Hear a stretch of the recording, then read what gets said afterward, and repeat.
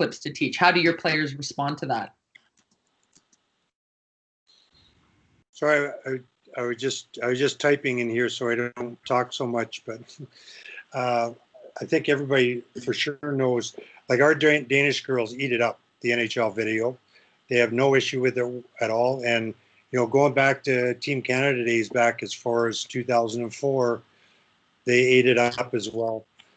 In a way, it's a real compliment, I feel, that, hey, these guys are doing this. You can do this on the positive side. And here are the best players in the world making errors. They make errors. So that gives them a bit of permission to make errors as well. So my experience is totally positive in terms of using NHL stuff with the girls. I think you guys know that.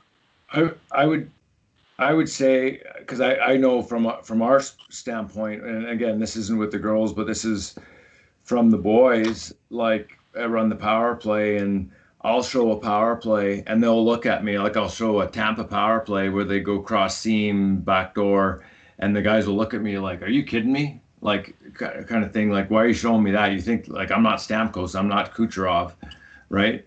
And, I think I agree. It's Tim in regards to being able to show the clips to the girls gives them the respect to be able to say, hey, you know what? It feels great that you think that we can do this.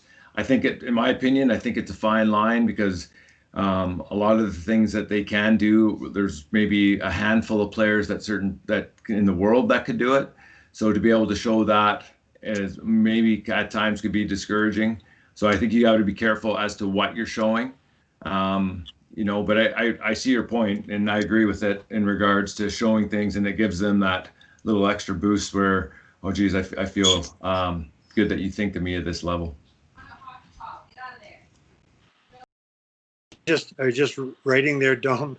That's kind of interesting because it's the reverse confidence thing. Like normally, like in the confidence code book and everything else, it's the reverse. Where if the girl sees something like that, they should be thinking that, oh, I can't freaking do that, but they don't. At least that's my experience. And you would think that, especially guys at your level in the AHL, they should be thinking, no, I can do that. Shit, I can do that. I'm a good player. Like it's the reverse of what we normally think. It's very interesting. Yeah, and it's really on that point, just quickly, that's the reason why some guys play, why some guys don't. Like literally, that is the reason.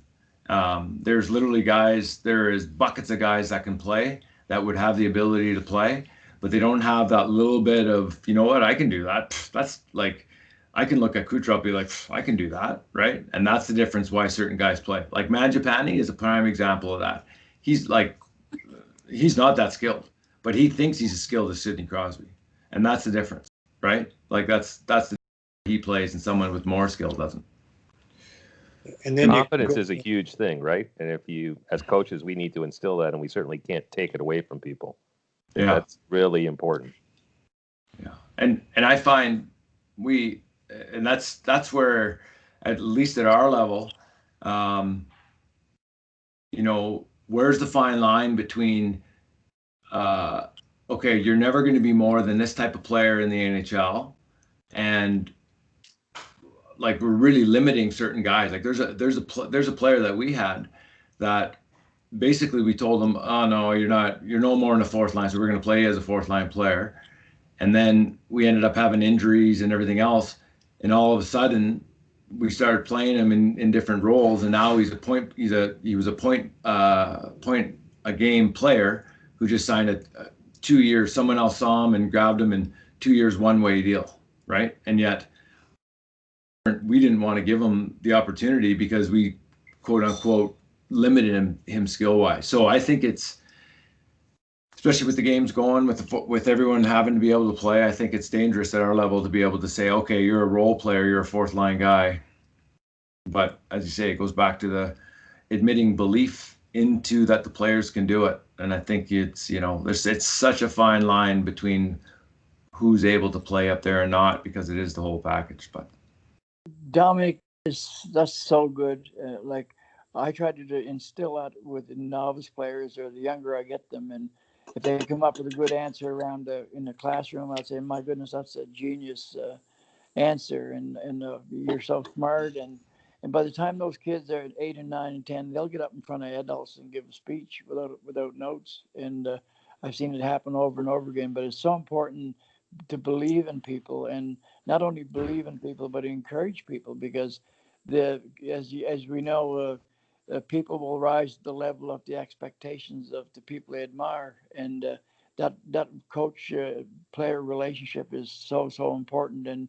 And the fact that if they know that you care, but more than just them as hockey players, it makes a huge difference as well. And some of the people that have grown up without that lack that confidence and don't achieve tremendously like they could have had if they had had that beginning.